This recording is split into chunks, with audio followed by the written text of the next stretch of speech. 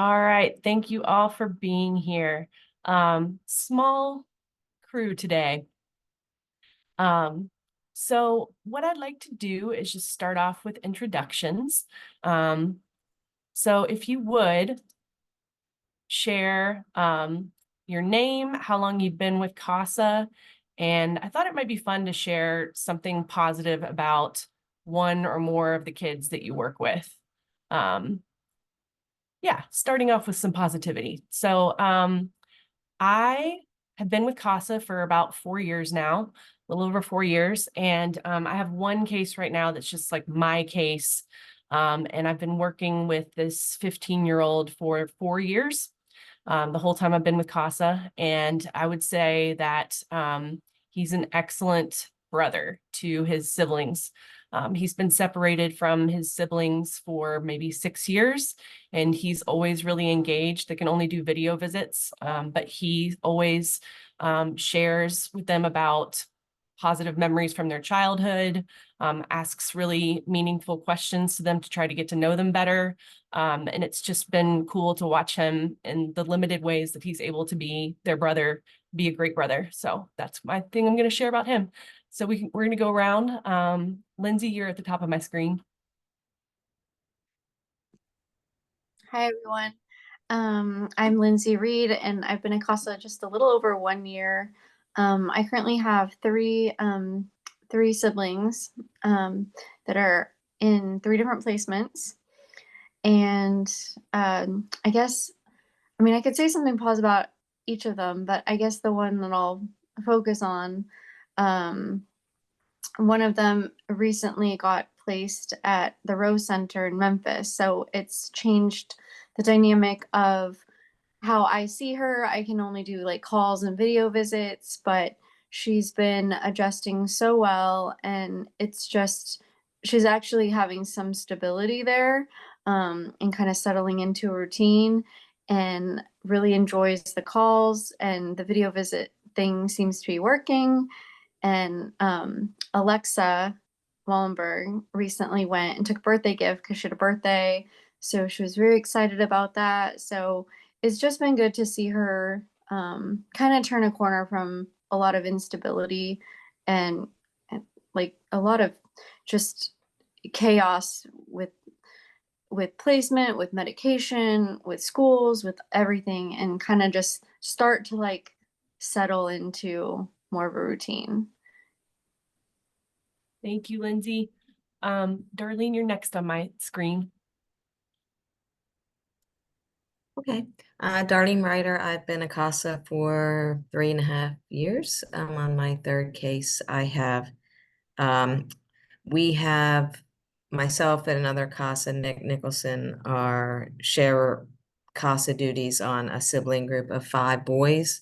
I have the two oldest boys, 15 and 16 years of age, and they're in Jackson, and middle son is special needs, and he's in a placement, and the two youngest are in a placement, and they actually just got moved into a pre-adoptive home last week, so that's exciting for them, and I think we're on the team very optimistic that that's going to work out for the two youngest boys. So I think the whole team was thinking this was a really good thing for the two youngest ones. So I think that's good for the whole sibling group, because my older boys are happy about that. And I would say that in kind of keeping with Sarah's opening of keeping the siblings together, the sibling group is very attached. And to me, it's just whenever they're together, I think everybody can feel like the love between these boys. And I just think that for all of them, it's a very special thing. And I think that the team, uh, all their caseworkers, and they have, third-party caseworkers, Meriton and Agape have been a lot. I think there's been really good efforts to keep these boys in touch with each other. And so I think that has been a real positive overall. Awesome. Thank you. Elizabeth, for those of us that are just joining us. We're sharing how long we've been with CASA and something positive about the kids that we work with. Hi, I'm Elizabeth Tarrenton. I've been with CASA a little over a year now. I'm currently working on a case with two siblings, brother and sister. They're 12 and 13 years old. They have been in foster care since 2018. They have been in a pre-adoptive home, but we're currently searching for a new pre-adoptive home as the foster parents have come to the realization they're not going to go through with the adoption. I will say the brother, he's 13 years old, Corin, he is very optimistic, very warm and welcoming to the idea and enthusiastic when he does have the option of meeting potential families. And China, the younger sister, she has managed through all this process of working really hard in school and keeping her grades up and just trying to remain positive as we are looking for a temporary home and then a pre-adoptive home for the children. Thank you. Pat and your cat, you are next on my screen. Hi there. Well, I have been with CASA. It'll be 3 years in August. And I still have the same case that the first case I got, who they're twin sisters. They were 14, they're now 17. And their birthday is in March, so they'll be aging out. The most positive thing right now, they've been in different, they were initially in the same placement, then they were in different placements, and since last June, they have been in the same placement. They have very different relationships with their foster parents, but a few months ago, well, probably close to a year ago, they started seeing their current youth villages therapist, and she's just been great.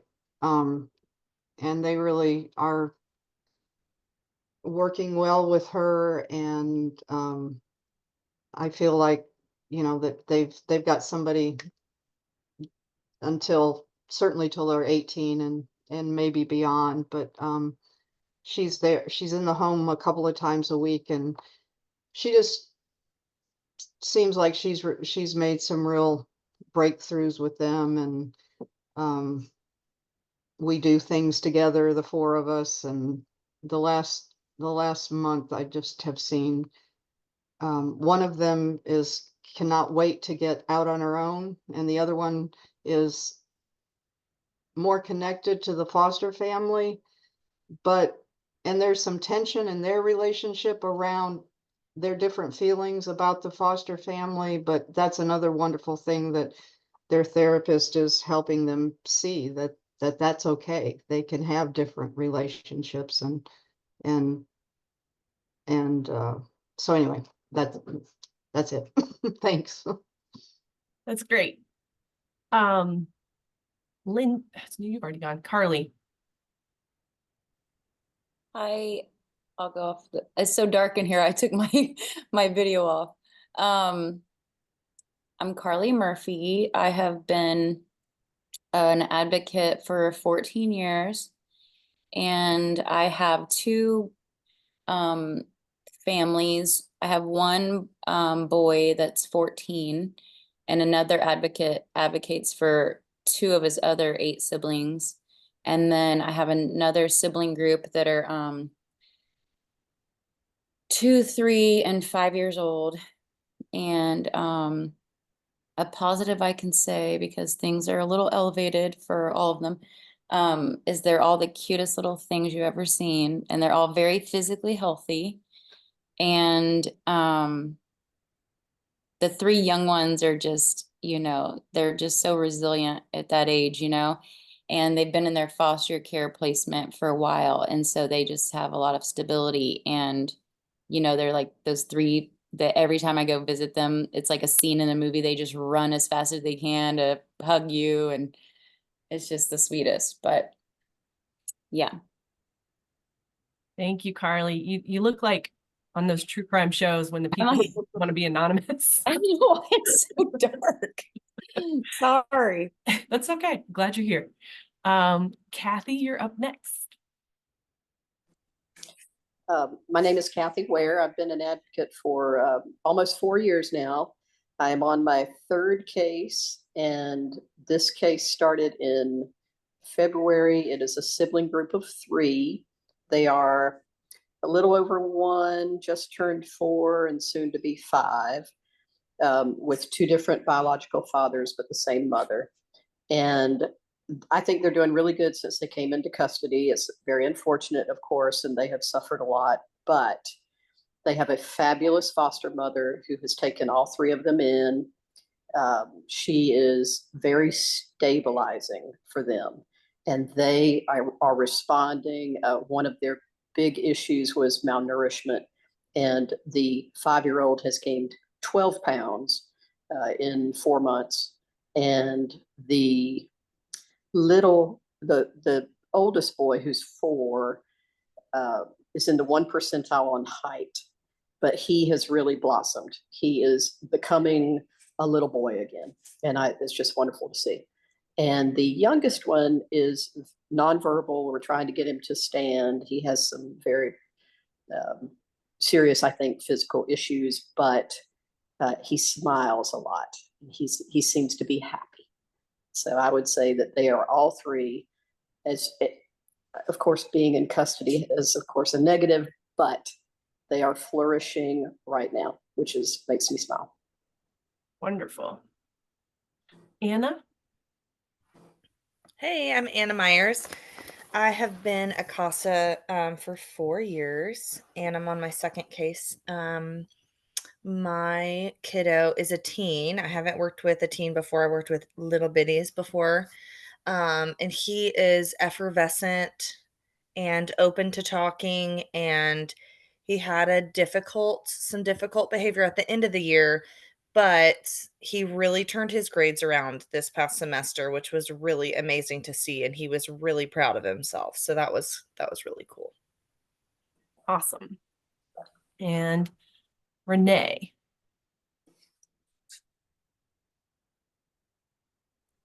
Hi, everybody. My name's Renee Dillard. I've been at CASA for, I think, 4 years now. I think I started like maybe August of 2020. I'm on my second case. And so I used to work with tiny little baby children, and now I work with teenage girls, and it's night and day. Big learning curve, but I think it's going well. Awesome. And Miss Caldwell is driving, and she let me know before this meeting that she wouldn't be able to talk with us, but we're glad you're here. Is that everybody gone? I think so. Okay, this is where I open up the floor and see if folks want to weigh in about their case, get advice, vent, whatever we want to use this time for. It's for you guys. So if you want to talk, unmute.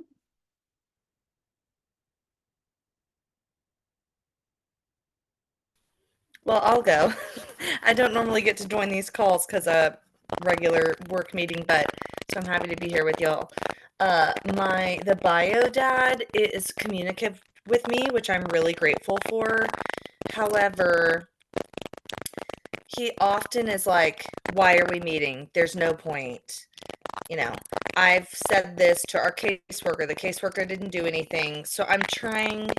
It's been difficult to navigate because there's also a language and a cultural difference. And so I am trying to take the time to explain to him what a CTFN is and like what we're going to talk about in this upcoming one, for example, that we're scheduling, that he's like, what's the point?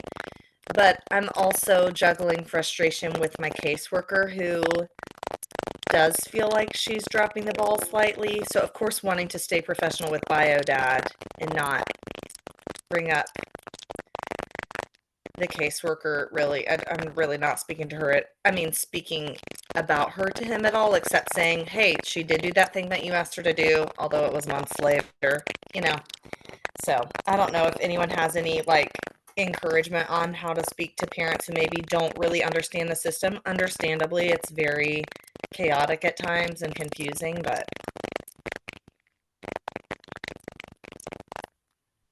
Yeah, I mean, I have thoughts. I'm wondering if other folks do, because we've talked a bit.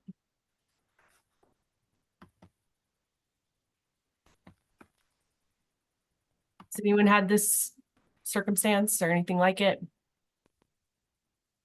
I have to admit, I haven't had a lot of experience in talking with the bio parents because of all my Yeah. cases. I've only had one that was really interested in, doing what they needed to do. But that biological mom did get her child back, and she was committed. There were shortcomings and there were issues, and she had a lot of work to do. But I don't know that I understand what you're saying. It's especially hard if you don't have a good FSW to lean into. That's a hard one. So yeah.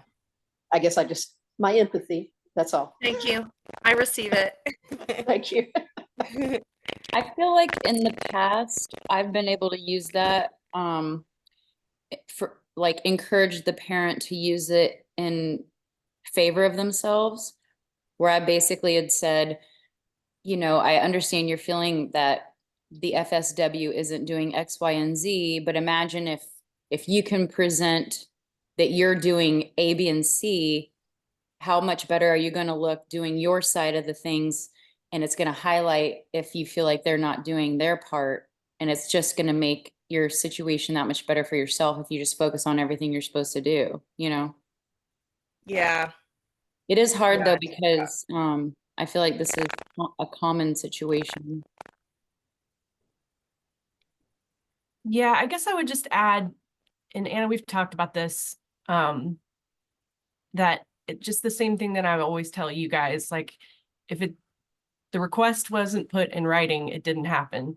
And when you email, make sure that they're CCing you, make sure they're CCing everybody, their attorney, and then we can escalate it from there. If we don't get the response that we want, or it's not happening in the right way, we can point that out. We have to email the caseworker first. We can copy their team leader on that. And if we don't get a response from that, that's when I CC the attorney for that courtroom, the DCS attorney, and they typically can make things happen. Yeah. And I think the dad has some mental issues too, because he like keeps bringing things up kind of like a broken record, and I'm like, well, this kid has now been seen by a physician to assess his mental health. Like, so I'm just trying to like affirm him and be like, this is tough, things take a long time, but this is just the way that it goes. But yeah, the way that he phrases things are sounding really crackly to me. I apologize if it's my computer, guys. But I'm sorry, I completely lost my train of thought. well, you were saying the way he phrases things, like Yes, it's very like it's the language barrier, or it might be some mental health stuff too. But like, just I think you can help reframe what he's saying in ways that are more effective too. That's Yeah. what I'm noticing. yeah. There's some broken record stuff there too. That's not helpful, unfortunately. So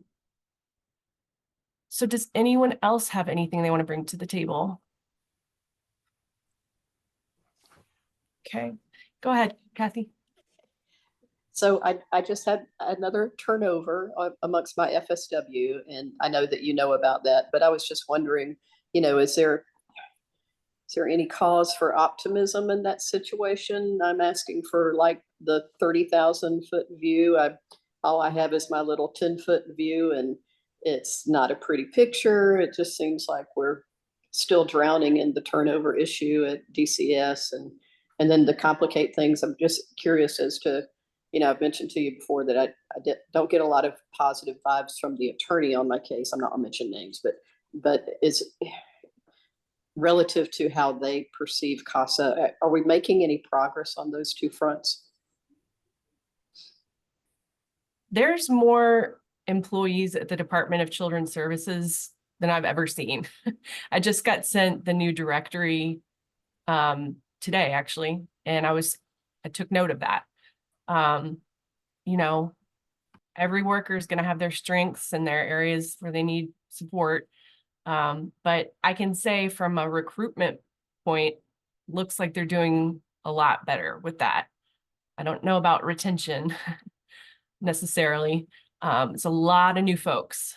But yeah, and they're promoting for the most part, who I think are people who are really strong. So I would say that.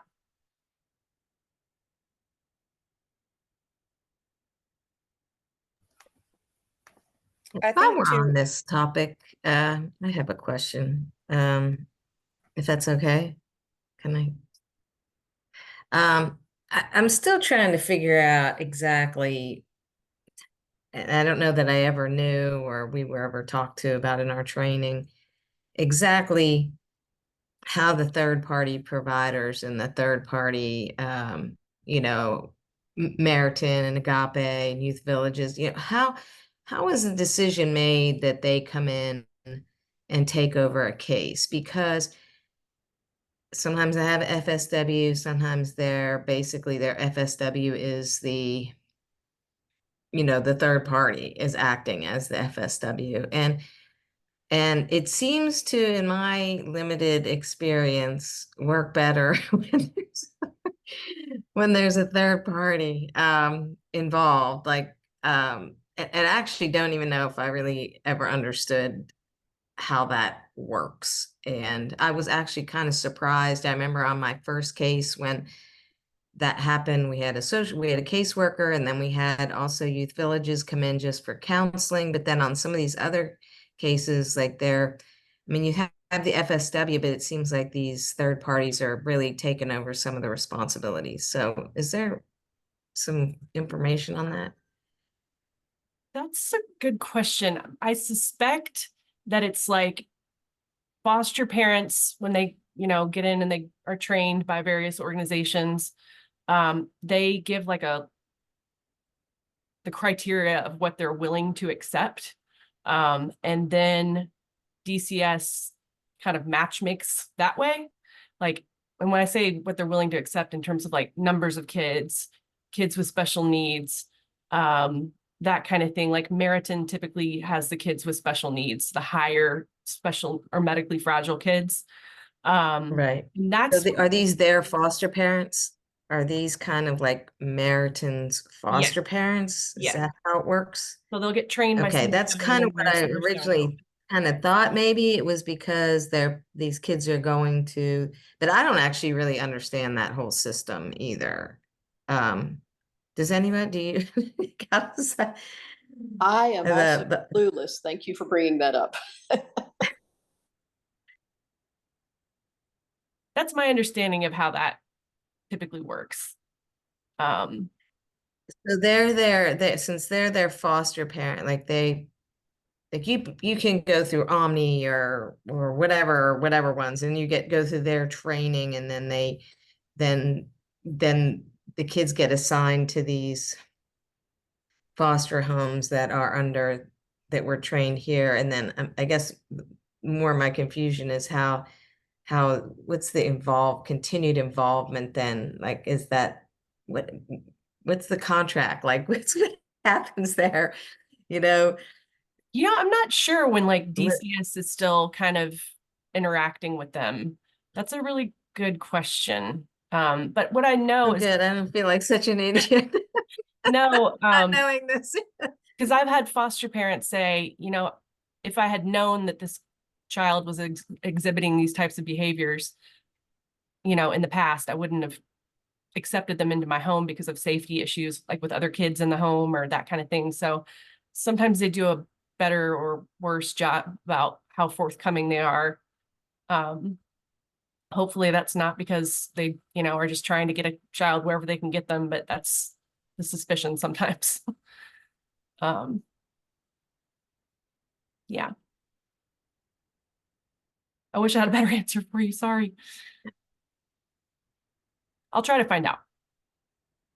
Yeah, it just is when you're working and you're kind of in this cloud of, especially when you start out, I don't know how much better off I am now than when I started off, but better for sure. But I still feel like I'm confused about this, like how this works, and having an understanding of this might help me, understand how the communication is supposed to be happening and who's responsible for what. We have an expression at CASA that's when we don't know, we ask Suzanne. Everyone always says that. So I'll ask Suzanne. She'll probably know. But I agree with Darlene. It's because when I experienced that switch, it was hard to know, okay, do I then go back to DCS if something's not happening, or is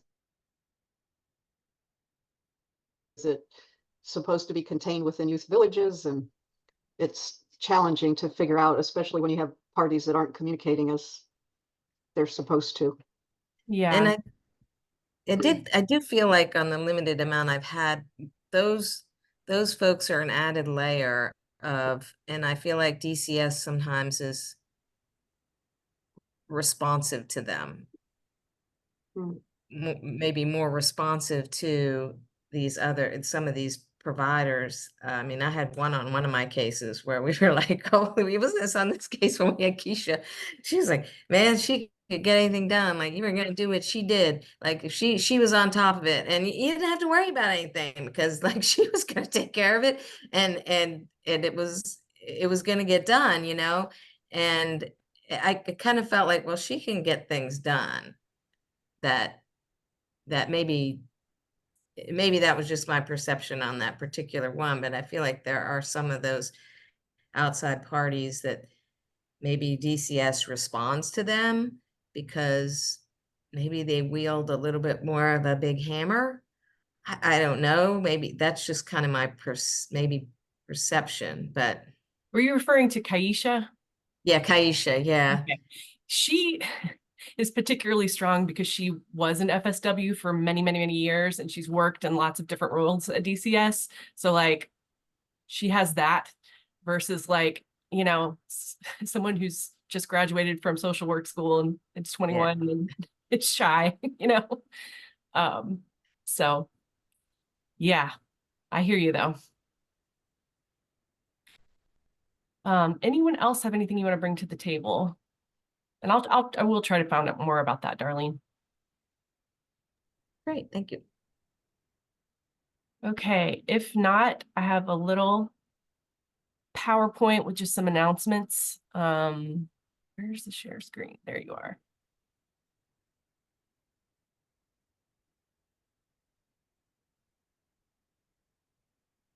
Okay, just a couple things I wanted to share with you guys.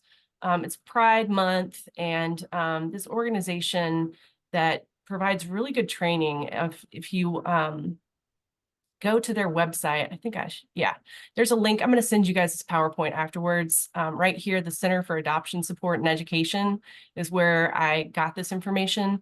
If you sign up for their newsletters, they have like really good trainings. So I highly recommend that. And you get like really great recommendations like this for throughout the month. So yeah, just a plug for them.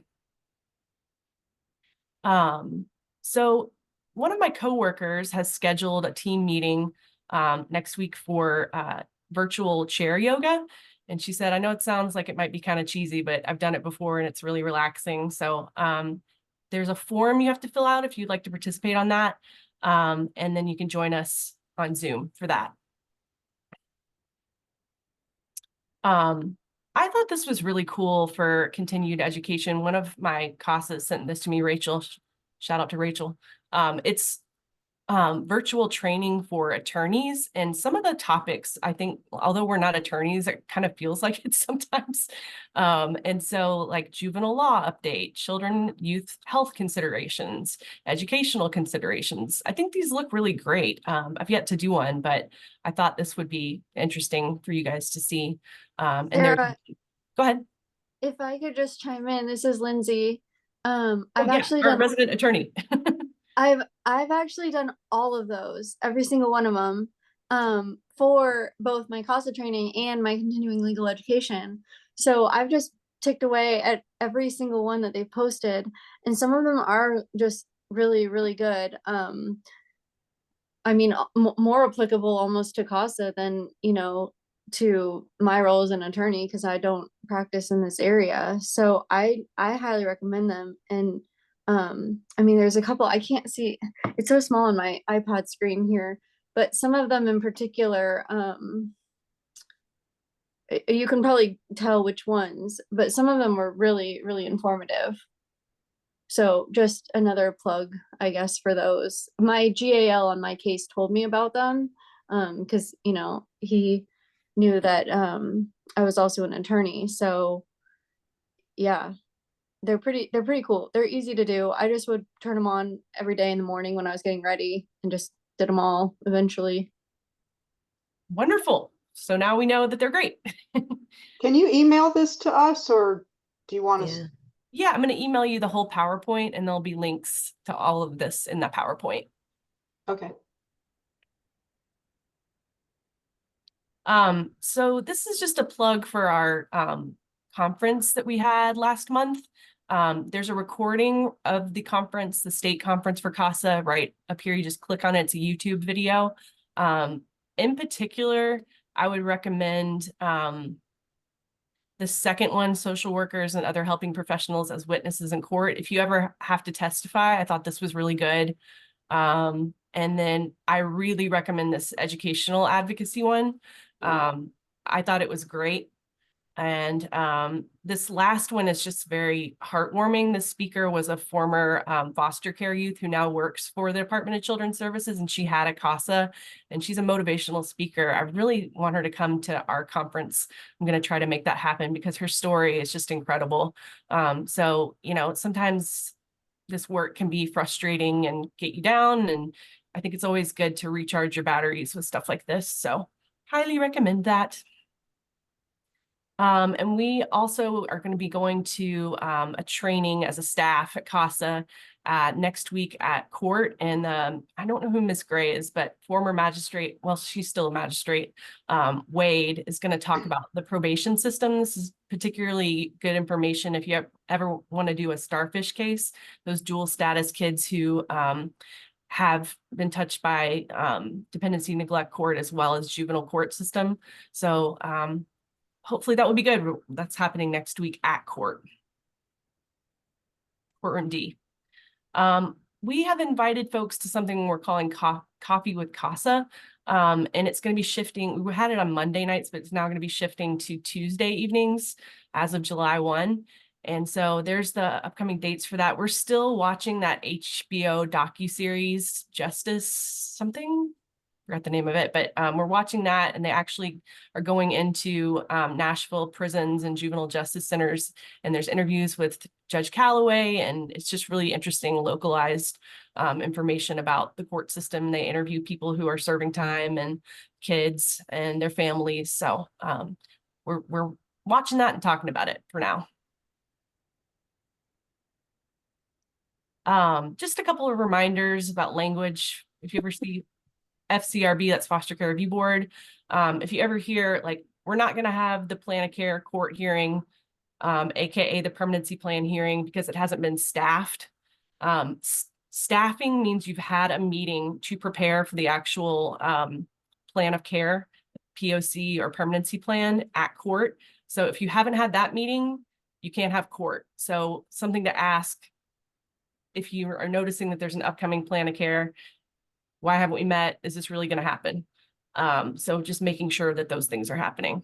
And court reports, please provide me a draft 1 week before the hearing so that I can our MOU says that we'll turn those in at least 5 business days beforehand. So it's really helpful for me to have that on the earlier side if you guys can. And I just recommend that you have that you call the juvenile clerk periodically with the child's, at least one of the siblings' dates of birth handy to confirm court dates, to see if there's anything coming up. They can tell you if foster care review board's coming up. If you're like, well, we haven't had court for this in a long time, I recommend calling every once in a while.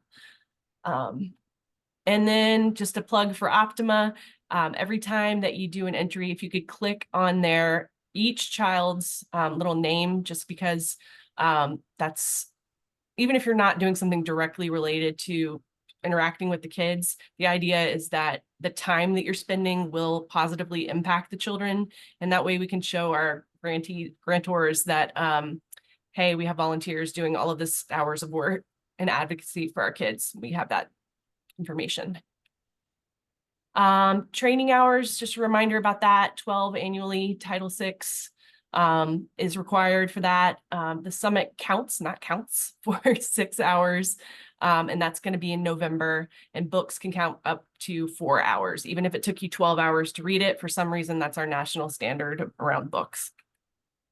And then just a reminder that this link is a thing. Whenever I have a resource, I plunk it into these Google folders, and I will send that to you guys as well in the PowerPoint. There's different categories that might be applicable to the youth that you're working with, so just recommend that you check that out. All right. And 21 minutes to spare. Anyone have any final thoughts, questions, concerns, anything you want to share about? I have a question. You brought up that it's Pride Month. Are among the things that foster parents can say they want or don't want is working with kids who are LGBTQ, something that they can choose to opt out of? I just had a situation come up. It's been a year and a half or so ago now, but there was some question as to one of the girls I do not know. thinking, and the foster mom had a very strange response, which I had to let myself sit with about a week before I said anything, but basically saying that they love her, but they don't condone. And I ultimately said, well, if you love her, then you have to love all of her. But I was just, Yeah, she told me at one point that she had told them that they didn't want they only wanted girls, and they only wanted straight girls. that's a tricky situation. I don't know. I don't know is the answer to the question. But what we can do if we know that a child is questioning their sexuality or gender identity, we can and the placement's changing, we can advocate for them to make sure that the potential placement is aware of this information at minimum, so that they have the chance to like kind of pre-reject them, if that makes sense. If that's not going to be, psychologically safe for that child to be in that placement. So that's something that we can do. And I've had volunteers be really proactive about doing that, and that's been great. So that's something that we can do. Yeah, it's a really tricky situation. I had a parent, a youth who identified as trans, who went home, and the parent was very, not affirming of that. And parents can parent the way that they want to parent. But we can be there for the youth and listen to them, and, be there for them in the ways that we can. There is a folder in that Google Drive around sexual development, and there's some pointers in there for if you ever were working with a child that might be going through things like that. So just recommend checking that out if you ever deal with that. And I'm happy always to talk about these things too. I've worked with lots of kids over the years experiencing things like this and that are on you guys' caseloads. So yeah, let's talk. We're working right now about trying to be really forward facing on our website and how we communicate about CASA's stance on things like that. So there'll be more to come on that. We are always going to use kids' preferred pronouns, chosen names, those kinds of things. And we want to be real clear about that so that people that we're recruiting as potential volunteers are on the same page with us about that. So, yeah. Happy Pride, everybody. Thanks for coming today. I will be emailing folks with the recording of this and the PowerPoint.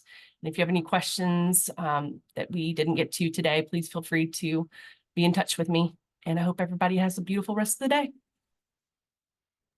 Thank you. Thank you. Bye. Bye, everybody. Thank you.